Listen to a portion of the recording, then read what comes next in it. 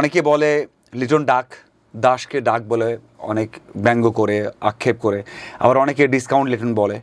কারণ হচ্ছে অনেকবারই তার ক্যারিয়ারে এমন গেছে, অনেকবার হয়েছে এমন, আপনি খেয়াল করে দেখবেন।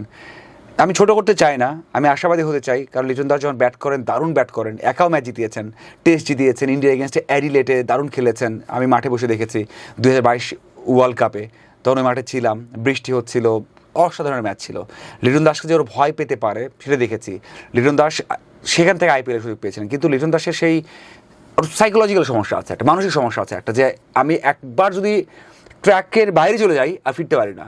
আপনি খেয়াল করে দেখবেন অনেকেই ব্যর্থ হন, শান্ত নিজে ব্যর্থ হন, টি-20তে বাদ পড়েছেন, কিন্তু ওডিআই টেস্টে ভালো করেছেন, টি-20তে ডোমেস্টিক দারুণ করেছেন, বিপিএল দারুণ করেছেন, খেলেন, সুযোগ দেওয়া হচ্ছে না হয়তো, আবার দারুণ করেছেন। তো সেই দিক থেকে আমি বলবো যে লিটন দাস যখন একবার তার আত্মবিশ্বাস চলে যায়, ব্যাক করানো কঠিন হয়ে যায়। তো এখানে 3টেতে ডাক মেরেছেন, একটা রেকর্ড করেছেন যে অস্ট্রেলিয়াতে গিয়ে উইকেট কিপার ব্যাটার কখনো 3টে ইনিংস ব্যাট করে 0 রান করেছেন, হয়নি। লিটন দাস 3টেতেই 0 করেছেন। ইতিহাসে মনে হয় চতুর্থ বা পঞ্চম যিনি কিনা